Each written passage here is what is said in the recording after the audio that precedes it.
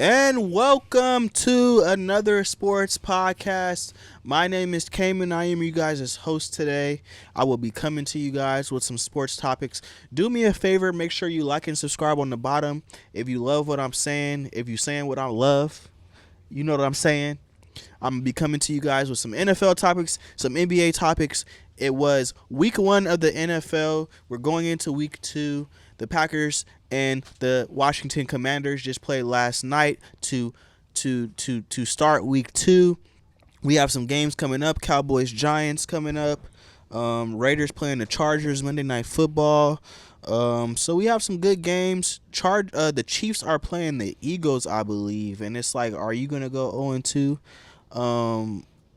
For the first time since 2014, if you're the Kansas City Chiefs, with wide receiver Xavier Worthy out, with them being hampered, with it seems as if the Kansas City Chiefs are under a new regime, and a new way of playing, which they have kind of been under in the last 2 years, with their defense kind of playing at a higher level and the offense taking a back seat with substitutions. Like, I like that.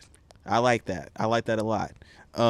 Coming to you guys soon from Black Ambition Media with the subtraction of Tyreek Hill. We've seen the offense kind of take a back step, but they still won a Super Bowl playing this way, and they still are very, very successful in the way that they play. But I am not starting with the Kansas City Chiefs on another sports podcast. Today, I am starting out with the Baltimore Ravens. The Baltimore Ravens kicked off Sunday Night Football playing against the Buffalo Bills. The two last MVPs of the NFL, Lamar Jackson and Josh Allen, facing each other for a classic showdown and a classic game between two of the best quarterbacks in their prime right now. The Buffalo Bills came back from a 15-point deficit and beat the Baltimore Ravens 41-40. Now let me say this.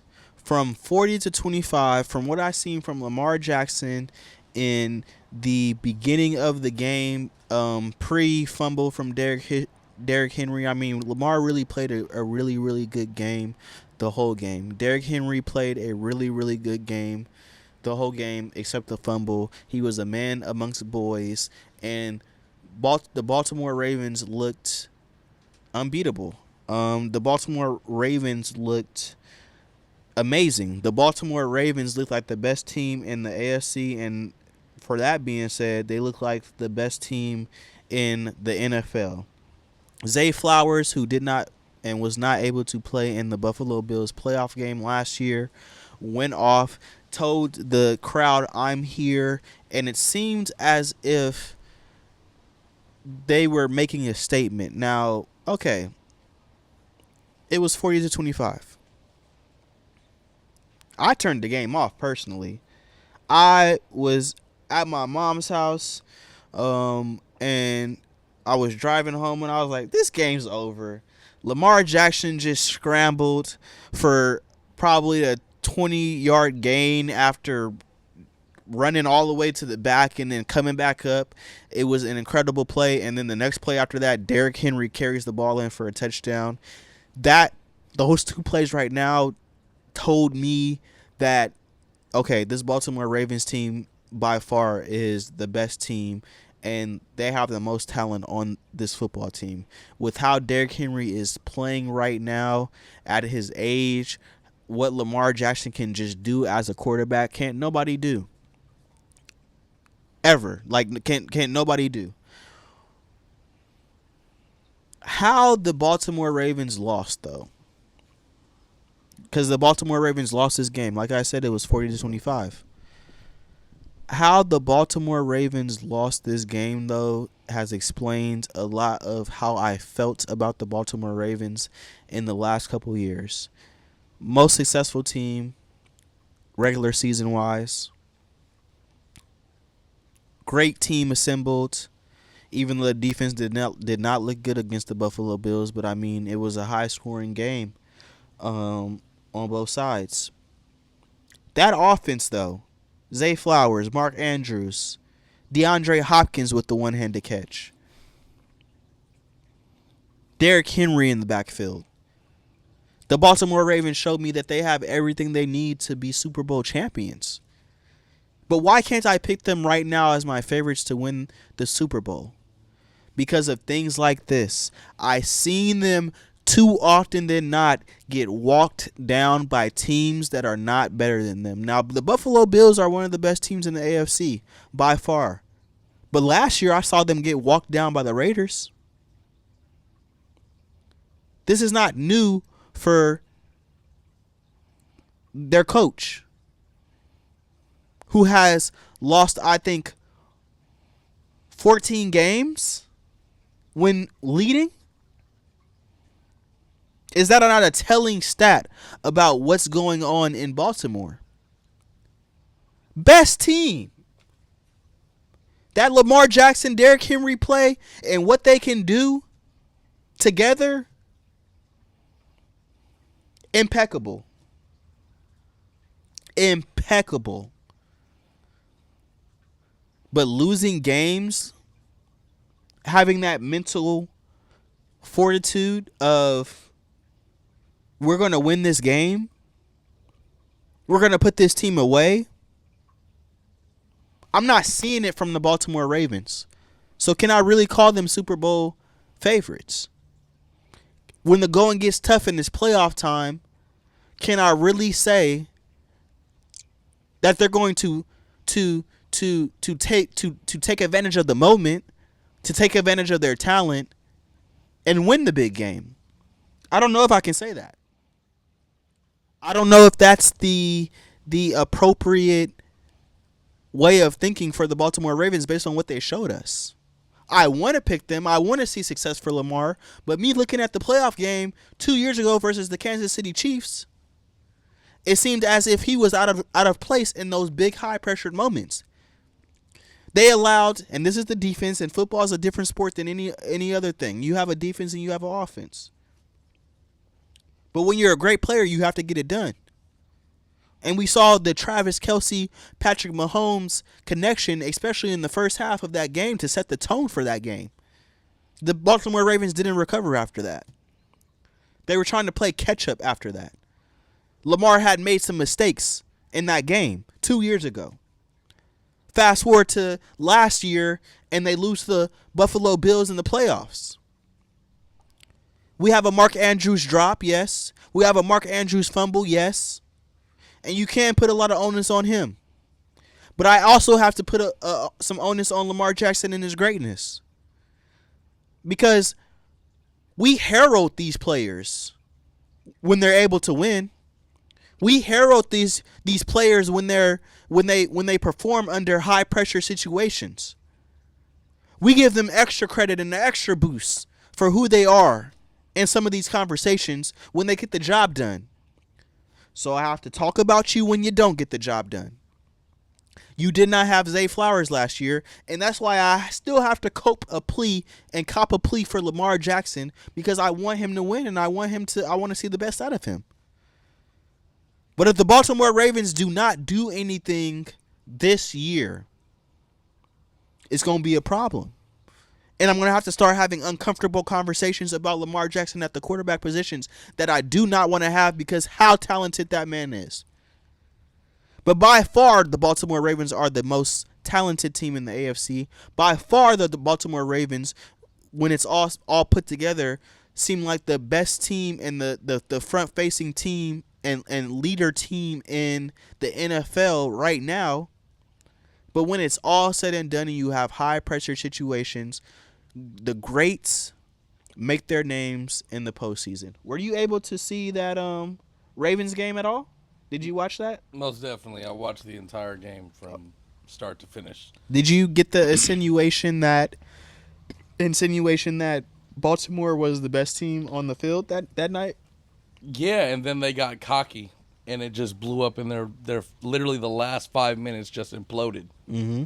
And it was just like, I think that was just a prime example of what happens when you get too cocky, and on one side and on the other side, It's a prime example of playing to the fourth quarter, and that clock hits all zeros because you never know what's going to happen. Playing to the end of the buzzer, I really feel as if when it comes to the talent perspective of what Baltimore is, they, I mean, the defense didn't look, especially in the fourth quarter, did not look good.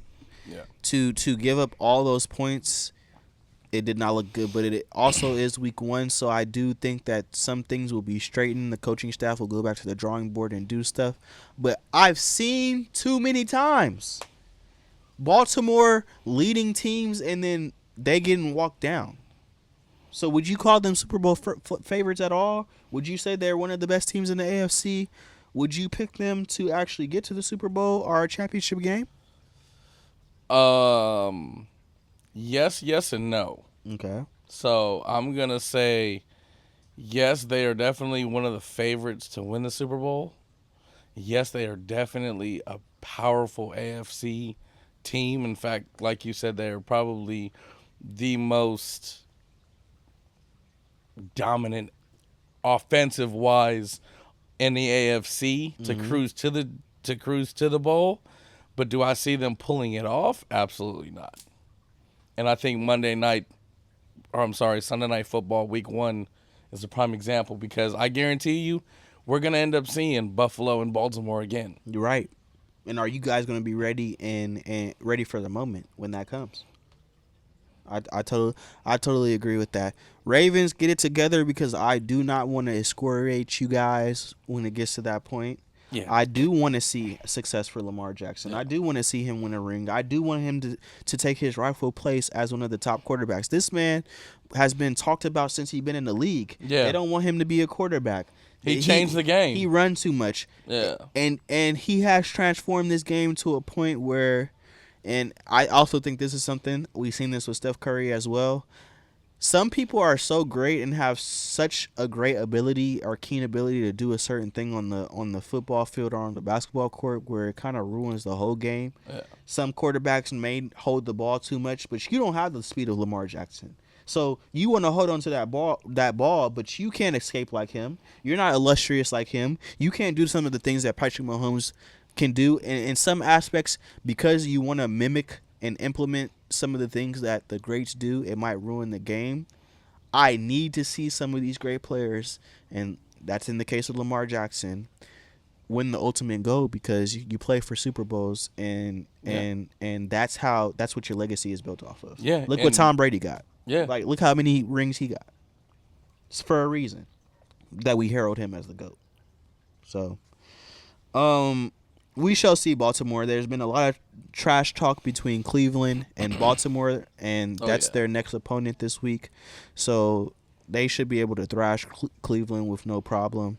But Myles Garrett has something to say about that Lamar Jackson and Derrick Henry backfield that is so powerful. Next topic: Cowboys, Packers. The Packers have started out 2-0. They traded for Micah Parsons, who signed a 4-year, $188 million deal after his trade from the Dallas Cowboys. They are now 2-0. Just beat the Washington Commanders on Thursday Night Football. The Dallas Cowboys are 0-1. America's team, losing to the Philadelphia Eagles on ring night, on better night. And the Cowboys had their opportunities to win that game and actually should have been the winners of that game. CeeDee Lamb dropped damn near 4 balls. Pause. Sorry. 4. Dropped 4 of them. 4 of them things. He had like 8 or 9 drops last year by itself and dropped 4 in the game. They should have won that game, but I don't know what this trade is going to do. I feel like this trade is going to catapult Green Bay to a point in the NFC where we kind of didn't see them. I'm still trying to understand why Jerry Jones would trade Micah Parsons to somebody who just whooped y'all in the playoffs the last time y'all were in the playoffs. But hey, I can understand a little bit the people that are telling me that Micah Parsons really isn't a game changer in high key moments for the Dallas Cowboys, even though he was young. I can kind of understand that. You get 2 first round picks and Kenny Clark for him. Not not the best trade that you could have got for a Micah Parsons, and that's my only thing when it comes to Jerry Jones. We've seen the Cowboys documentary. We've seen how his father has told him to even make it look okay if it's not okay, make it look like something if it's not something. And Jerry Jones has found a way to always have the Dallas Cowboys in the spotlight, to be the highest earning NFL team with a net worth I believe of 12 billion. So we see how successful in the revenue aspects that Jerry Jones and the Dallas Cowboys have been. I will say this: the Dallas Cowboys trade Micah Parsons to the Green Bay Packers is almost as worse as the New York Giants traded Saquon Barkley to the fucking Eagles. That's damn near a guaranteed ring. Well, they didn't trade him, Saquon. He signed there as a free agent. They told him, "Oh, go look for another deal because we don't want to sign you for." I think it was like I think it didn't even. It wasn't even that much of a difference. But I do agree it's a crazy trade. I don't know if it's as crazy as people are saying. You still do get 2 firsts and a player for him, but you definitely could have got something better for that trade. You definitely, and now you have catapulted this team where they're gonna have a special season. I think that Matt LaFleur has developed into be a great coach. I think the Packers have, you know, been cooking. They've been cooking a certain soup, especially when it comes to the quarterback position. And Jordan Love is next in line in how the Green Bay Packers have maneuvered with Brett Favre and then Aaron Rodgers, and now we're in the Jordan Love era. I think that they have great pieces on the offensive side that are young and are not making a lot of money. But it goes back to, what are the Cowboys going to expect out of their season this year? I don't think much. I think their season goal is to end up top 10 draft picks. I mean, I feel like, okay, that'll be. I mean, hey, They we'll did see if they a top 10 draft pick. that Top 10 offense draft looks, picks for sure. that offense looked good with Pickens and CeeDee Lamb, even though he dropped him, and they got that tight end that's really good too. They have a really formidable offense. Of course, I'm not trusting Dak Prescott, and They've had potential for the last 6 seasons. I agree. I agree. I totally agree. Stephon Diggs tears his, Trayvon Diggs tears his ACL last year, going into the season. Actually, the first game of the season, which completely imploded their entire season. That just like, shoot. I think Jerry Jones is kind of like, what's next? But the thing is, like, Jerry Jones doesn't have that much time. We've seen this in the Cowboys documentary. It's been 30 years since their last Super Bowl. Y'all can't even be formidable as a threat in the conversation. In the past 30 years in the NFL, unprecedented level of losing for the most valuable franchise in the NFL. What's the end goal here? And I think the move for trading Micah Parsons, I'm a staunch believer in all sports that if you trade the best player, you lose in the trade. I don't think I've seen times where you don't lose in that trade, but I mean, I'm just saying the Cowboys are a work in progress for the next at least 2 years. And I will say this: the only way I see Dallas wins the Michael Parsons trade is if they take the 2 first-round draft picks that they have. Mm-hmm. They use it as leverage to trade to whoever's. If they don't end up having a horrible season and getting top 10 draft order, you got to get Archie Manning.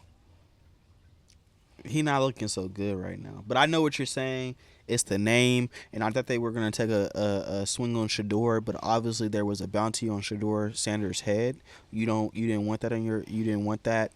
That brand could have been something for the Dallas Cowboys to have that Sanders name on the back. That That would have honestly, been that crazy. that would have been crazy. That would have been crazy. And I think a lot of organizations are now sitting back and they're kicking themselves in the behind because they didn't draft Shador, because Shador went over to Baltimore or Cleveland. Cleveland, sorry, the Browns, and he actually he's showing that he's putting his money where his mouth is. It's just 1,000%. that the media, huh? Yeah, I no, I said 1,000%, Oh, and definitely should to me be a starter.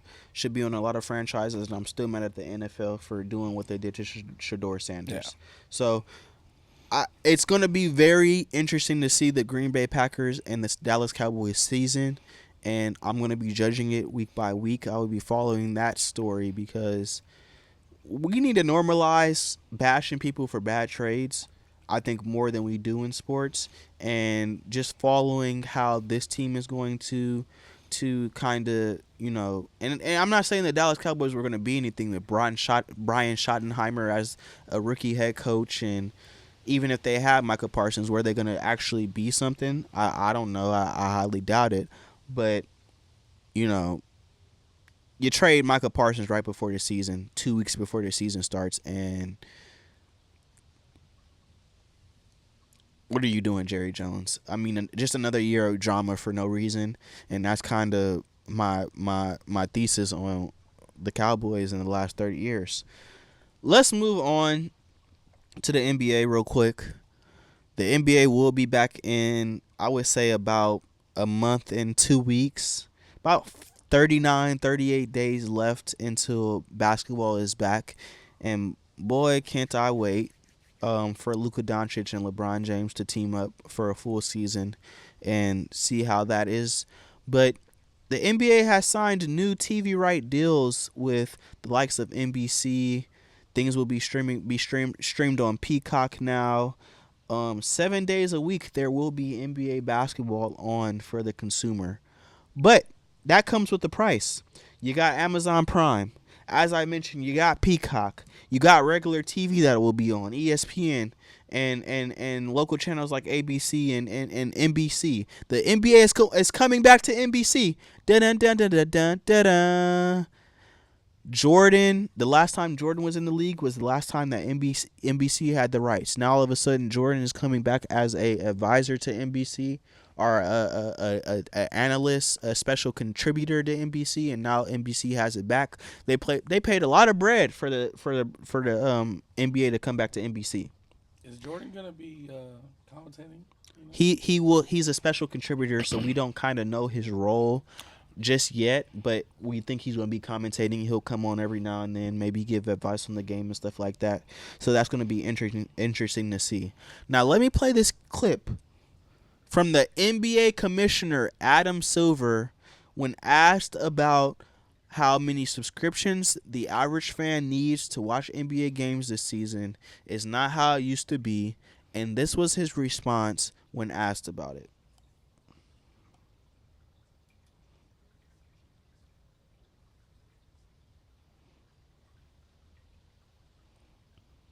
There's a huge amount of our content that people can essentially consume for free. I mean, this is very much a highlights-based sport, so, Instagram, TikTok, Twitter, you name it, any service, the New York Times for that matter, to the extent that your content is not behind a paid firewall. There's an enormous amount of content out there. YouTube, by another example, that is advertising-based, that consumers can consume. Wait, what? Hold on, I gotta replay that. Huge amount of our content that people can essentially consume for free. I mean, this is very much a highlights-based sport, so there's a huge amount. This is very much a highlight-based sport. This is very much a highlights-based sport. You done pissed them off. This is very. The big guy's pissed. we talk about the position that the game is in. We talk about basketball IQ. We talk about where the game is. We talk about the reasons why the game is the way it is. We don't have basketball brainiacs like we used to. We don't have people obsessed with the game like we used to. And we have also talked about how kids.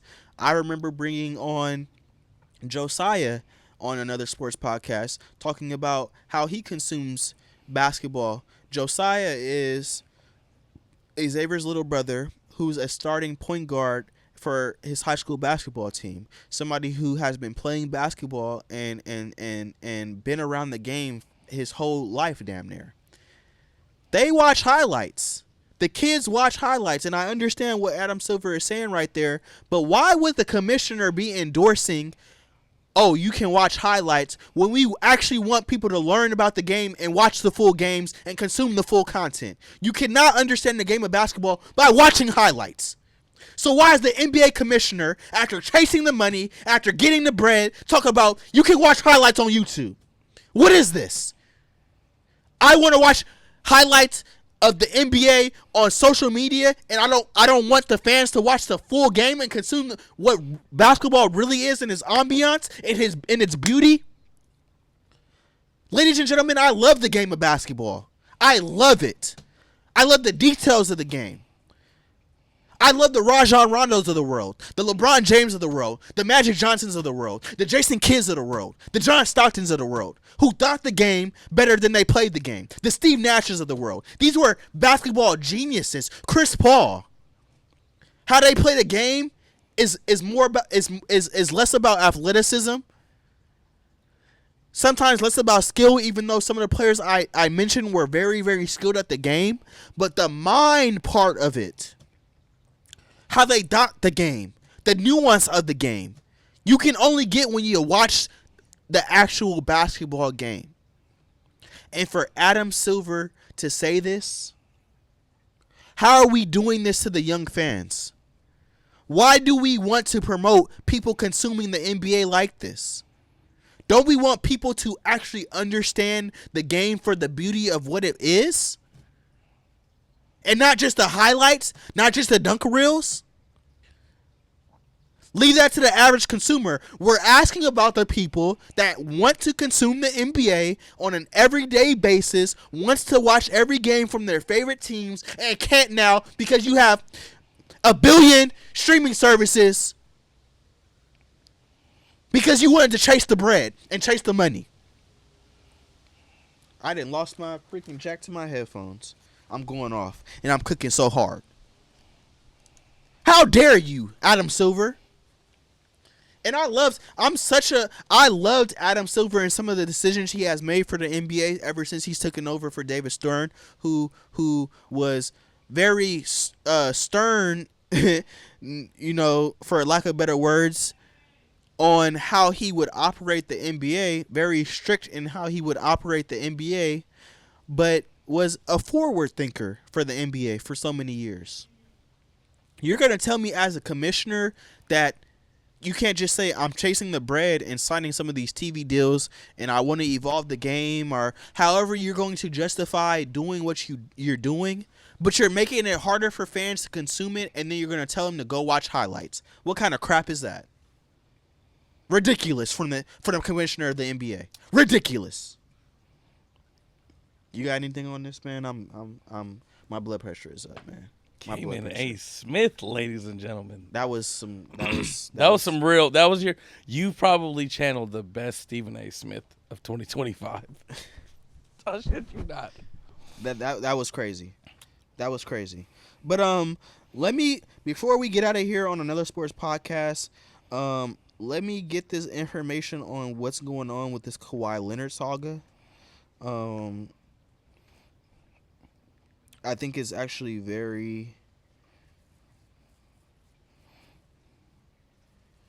it's very interesting from what I'm hearing about the aspirations Kawhi Leonard getting paid under the table kind of thing. So let's get an article on that up and talk about that. Steve Ballmer, this is according to Yahoo Sports. Steve Ballmer reportedly invested another $10 million into a company he said conned him. Another update has hit in the Kawhi Leonard scandal, and it once again sounds quite bad for Los Angeles Clippers owner Steve Ballmer and his team. This time, The Athletic is reporting that Ballmer made another $10 million investment in 2023 into Aspiration, the company that allegedly signed Leonard to a $28 million contract to promote the company, which he never did, as a way to circumvent the NBA salary cap. The NBA has hired a law firm to investigate the allegations with potentially severe repercussions. Ballmer had previously invested $50 million into the company in its founding stage, but has since defended himself by claiming that he was conned out of the money and denying all wrongdoing. Aspiration co-founder Joe Sandberg has pleaded guilty to fraud charges brought by the justice. Not helping his defense is a report that Leonard's camp asked for a deal from the Toronto Raptors, very similar to what is being alleged. It's unclear when Ballmer realized Aspiration wasn't on the up and up, but his subsequent $10 million investment came at a time when the now bankrupt company was reportedly in dire straits, bleeding cash, laying off employees, and failing. It was also reported Thursday that the Clippers co-owner Dennis Wong contributed another $1.99 million in the same 2023 period, which coincided with a $1.7 million payment to Leonard. Now, I'm not going to say let me just say this. I'm not going to say that it's wrong. I believe as an owner and as a sports franchise, I'm not going to say if you're not cheating, you're not trying, but hey, we know what Bill Belichick did when he was with the Patriots, and the Patriots were winning a lot of Super Bowls. We know the advantage of what the Los Angeles Lakers are for superstar players and how they collect people and collect superstars all the time. We know how some of the sports franchises, Red Auerbach back in the day for the Boston Celtics, how he operated with some dealings. Al Davis with the Raiders. We know how some people may be a little off in the way they're thinking, even Jerry Jones at a time. Providing $28 million for Kawhi Leonard.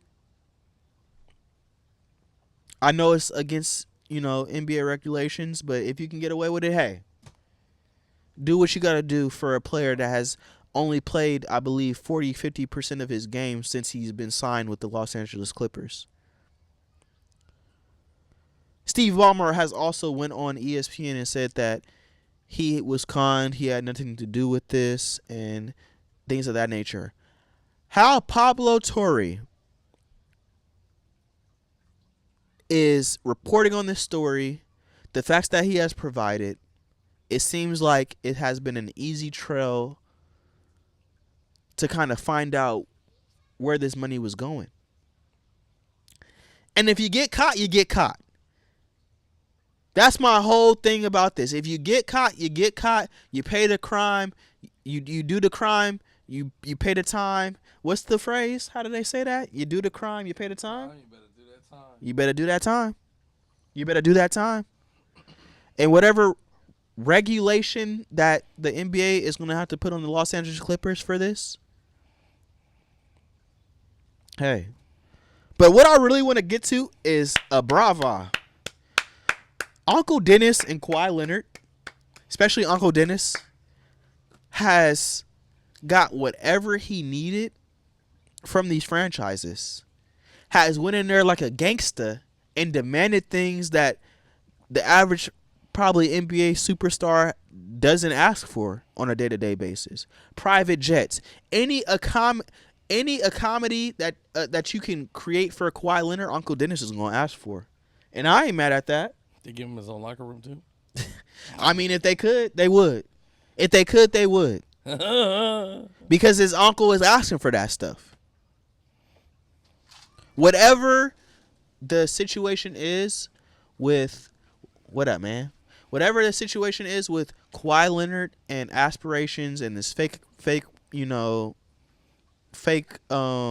company and getting conned and all this, hey, I don't know.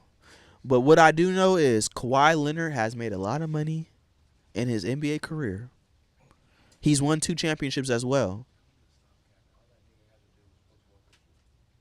No, he should have. He should have did something. He should have just did some fake stuff. That's what I'm saying. Yeah, if you're not doing your paper trail the right way, then you deserve what's about to come to you. You should have did your paper trail the right way.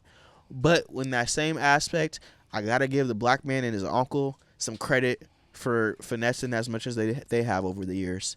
Kawhi Leonard, to me, if he wasn't injured, and it's a big if he wasn't injured, has a discussion to be the second best player in his generation. Yes, second best player in his generation. Steph Curry is in this generation. Kevin Durant is in this generation. And James Harden is in this generation. Russell Westbrook is in this generation. And I think if he didn't get hurt, he has 2 rings, 2 Finals MVPs right now. What conversations are we saying about Kawhi Leonard that we're not having?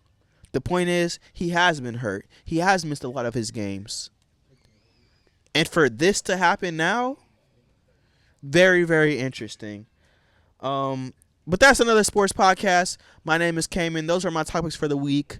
I will be coming to you guys every week with some different topics as, the NFL progresses, as basketball comes back. I'm going to give a report card to all NBA teams, and we'll be keeping up on the NFL topics. Thank you guys for watching. I'm Cayman. I'm out of here.